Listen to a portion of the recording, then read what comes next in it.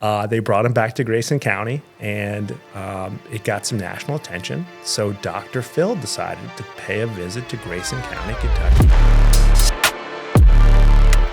Welcome back to the next episode of Andy's Talk. Today I'm joined by Mark, and I'm saying Mark because I need you to explain to me how to say your last name, because I feel like I've said it wrong.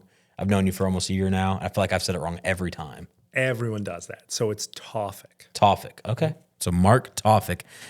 We are actually in a referrals group together here in Indiana, and I've been wanting to have some of our guys on the podcast from that. Mark reached out, and he's here. Mark, explain to me what you do and where you work, because I feel like everybody's watched Suits. So to me, you're a Harvey Specter. Explain to me in layman's terms what you do and where you work. It's just like that. I promise. Yeah, I'm sure. Just like that. So Marc Tawfik, I'm an attorney and partner at Church, Langdon, Lopp, and Banet in New Albany, Indiana. We are a full-service local law firm. We've got 10 attorneys. We've got 4 offices.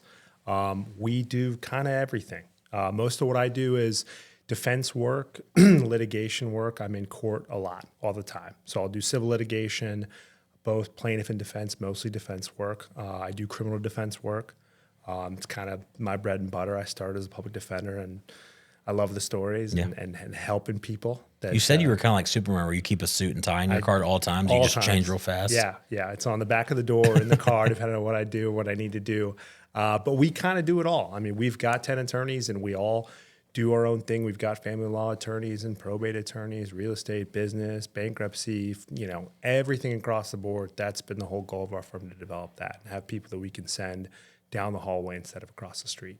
I mean, everybody's goal would be probably not to use you, right? Like nobody's just like, I just want to talk to an attorney and do a lawsuit today. But tell me kind of, what is it like? I asked you before the podcast started where you did most of your work, and you are licensed in Kentucky and Indiana, but you said mostly in Kentucky or in Indiana. And you were telling me about Clark County is the second busiest court in the state. Yeah, is that what you said? Yeah, Clark County is the second busiest courthouse in the state of Indiana. It is. You get so much overflow from Louisville, and then, I mean, obviously Clark County is big in and of itself. I do most of my work in Indiana. We're all licensed on both sides, but we go kind of wherever we need to go. I've got cases in Harrison County, Scott County, Washington County, Orange County, Clark, Floyd, Louisville, Jefferson County, Indiana. I mean, I'm wherever the Cape needs to go, we'll go. And okay. I mean, that's our whole team. That's how we do it. That's awesome. So I think what I was kind of talking about before, like you do vote the judges in, correct? Correct. So a lot of people probably just look at Republican, Democrat, and just vote based off that. Tell me, how does that work? When that judge gets voted in, what all is he over? How does it get split up? Who are you in front of the most? Or is there tiers to who you get to see? How does all that work? It really depends. Every county is a little bit different. Every courthouse is a little bit different. I'm lucky. I think we have a great judiciary. So we practice in front of some really good judges. Judges that have been on the bench for a long time and judges that are new. And those new judges have done, I think, a really good job of reaching out and kind of learning what maybe they didn't practice a ton of before they took the bench, kind of educating themselves.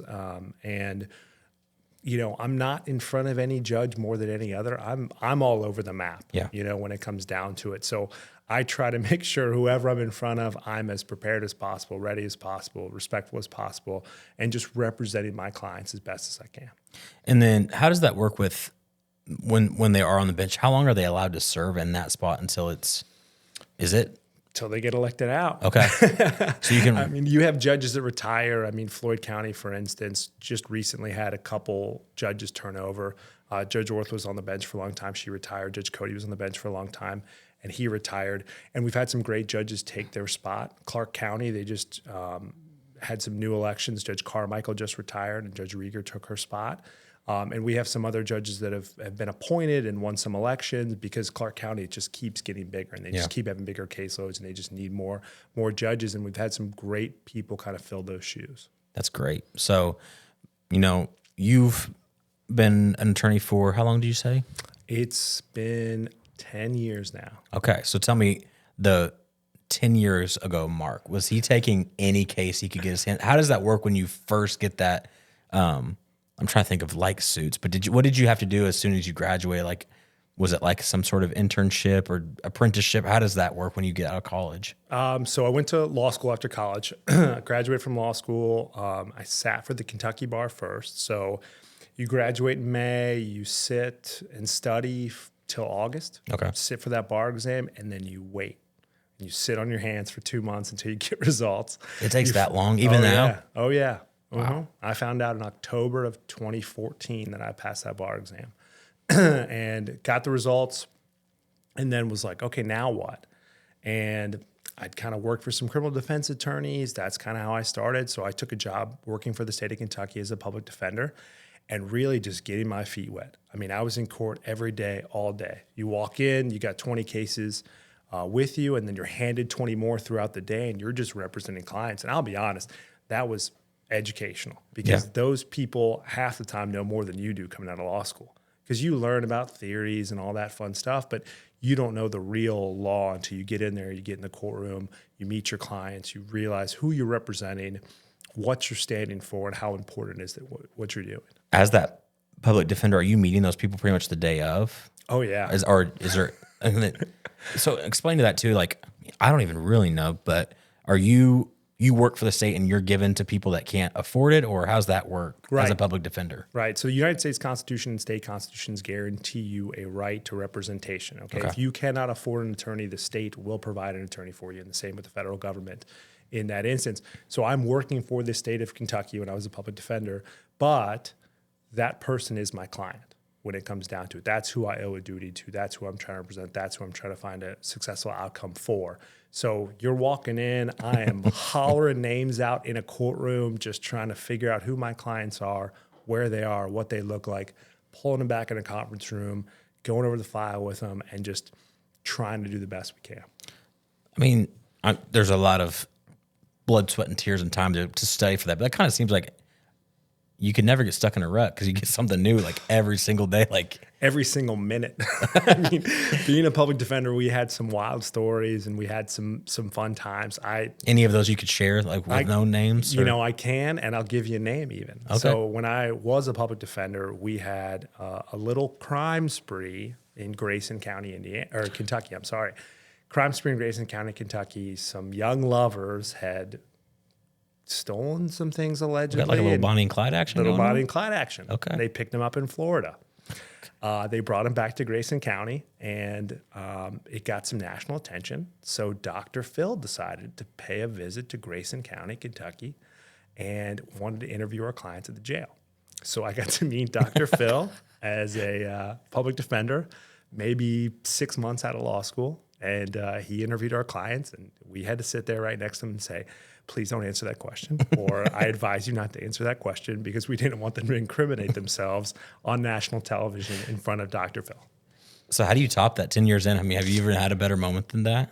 That's sitting next to Dr. Phil, dude. Dr. Phil's a good one. The only thing that probably comes close is maybe, I guess it was 6 years ago, give or take, we had a products liability case in northern Indiana. So this is Fort Wayne area. Okay.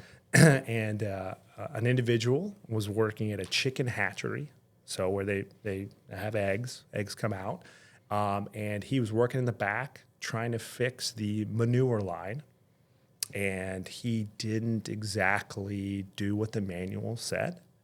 His arm got stuck, and he was injured as a result of that. So because of that, and I use the term we loosely because it was me, had to go to northern Indiana to investigate this manure line in the back of a chicken hatchery. And if you've never been to a chicken hatchery before, don't go. Okay. It is a crazy experience. There were something like 10,000 chickens. Every aisle I tried to go down, there was a chicken looking at me, and I just kept trying to find a different one. I had to put on a hazmat suit. For real? For real, the whole 9 yards. I had to go there twice. So we resolved that case. Okay. Thank God, and I haven't been to a chicken hatchery since. Have you ever, you just don't eat eggs anymore? I love I'm eggs. done. Okay. I love eggs. Did not ruin eggs for me, I promise. But it was a harrowing experience, to say the least. So you go from public defendant and you just take whatever you get. Now that you're kind of implemented in Southern Indiana, what is your bread and butter? What do you like to work the most? Are you allowed to kind of pick and choose what you get now that you're here? I am. So I got lucky. I met my boss, now law partner, about 10 years ago when I was still a public defender. And he was looking for an associate and said, hey, look, you're a good fit, but I need someone licensed in Indiana. So while I was a public defender, I studied for the Indiana bar. I passed the Indiana bar and was able to join the firm. It had a different name then, but same people, same building, et cetera. And I had to kind of make that transition to, okay, I don't have to take anything that walks in the door. I get to be a little more selective. Most of what I do is defense work, and we have a good client that sends us a lot of that work. But I still do the criminal stuff. I still get, people I talk to. And the biggest thing for me is, from a criminal law standpoint, there are people that make mistakes, and I help those people. Okay. The people that maybe had a bad day or just didn't make the right decision or just in a tough spot, and criminal charges happen because of that. Well, that's okay. My job is to mitigate those damages, and I want to make sure that's not something that will affect them for the rest of their lives. So I love doing that work. I love helping those people. I love doing the expungements too. The Indiana law is called the second chance law for expungements. And I explain that word, because I'm expungements. Yeah. So expunging your criminal record is really important, because let's say you made a mistake. You were 18, 19, 20 years old. You picked up an OWI or a possession charge or something, to where when you go fill out a job application, you still have to check a box. It says, I've been convicted of a crime or charged with a crime or something like that. So in Indiana and Kentucky as well, you can get that charge expunged, and that expungement will act like the charge never happened. So going through those motions to give people that second chance. So when they do go in front of a employment or schooling or whatever it is, they can say, no, I haven't been charged or convicted of a crime, because now their record is wiped clean. So I was telling you earlier today, that's like, I get to use my powers for good. That's when it so comes good. down to it. Yeah. That's an awesome thing for me to do. I love doing it. Is there a lot of things they have to check, and is it a pretty strict routine to be like, hey, you can't just come in here and get this if you're still an active criminal? What do they have to go do any community service or anything like that, or how's that work? As long as they've finished their sentence out and they don't have any other trouble basically within the last 5 years, they got to kind of check some other boxes, but it's pretty straightforward stuff. It's just, hey, no charges, no convictions, et cetera.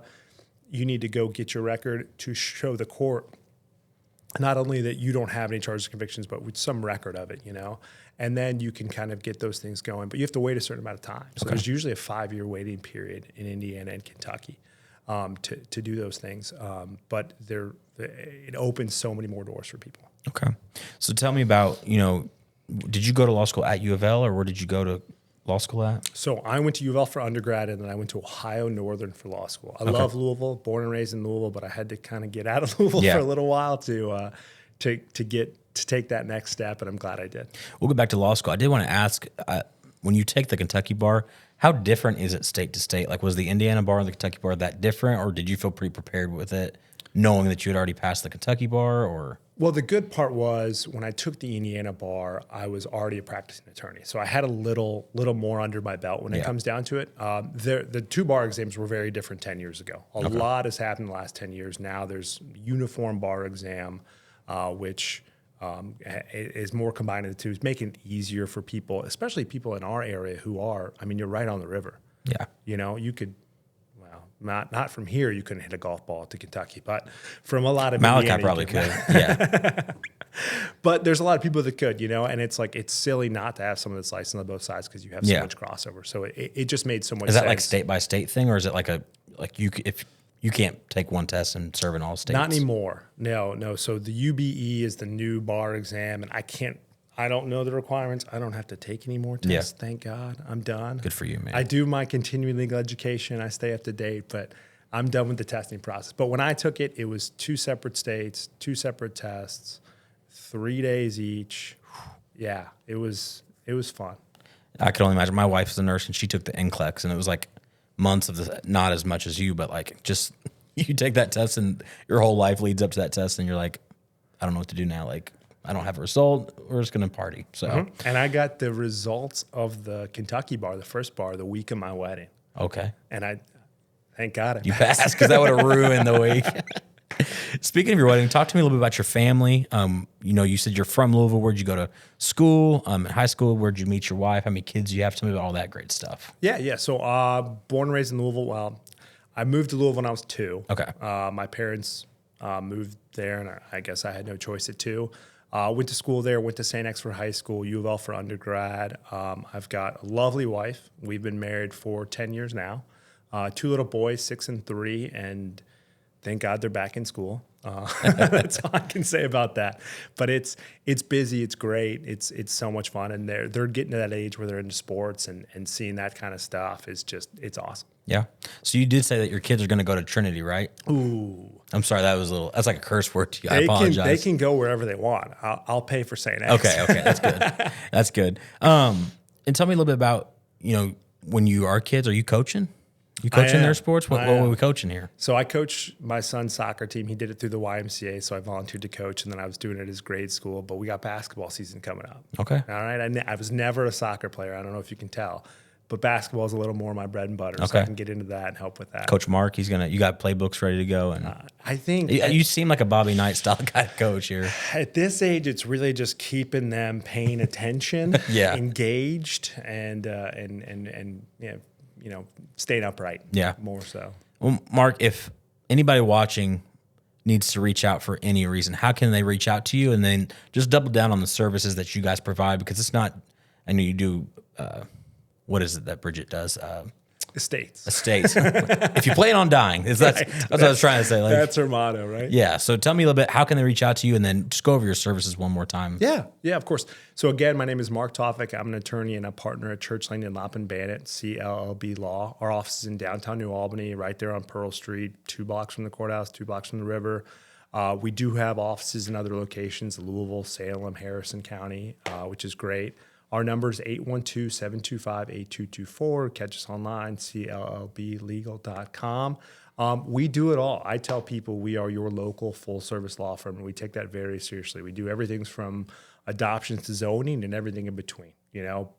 Bankruptcies, real estate, business transactions, probate, elder care. Especially nowadays, we have some aging populations. We do a lot with helping people kind of get their ducks in a row financially to make sure that they can pass on those things to their kids. So doing a lot of those things, I tell people all the time, look, I know enough to be dangerous about a lot of things. Reach out to me. I'm happy to help you, tell you what I can do, what I know. And then, if it's above my pay grade, I've got great people I can put you in hands with that'll take care of you just like their own. That's great. Mark, thanks for coming out today. Again, reach out for any of your needs or just ask a question. It's always good to learn more about that and have somebody like him and his company in your back pocket if you need it. So thank you guys for watching. As always, click subscribe and the bell so you know when we post, and we'll see you next time.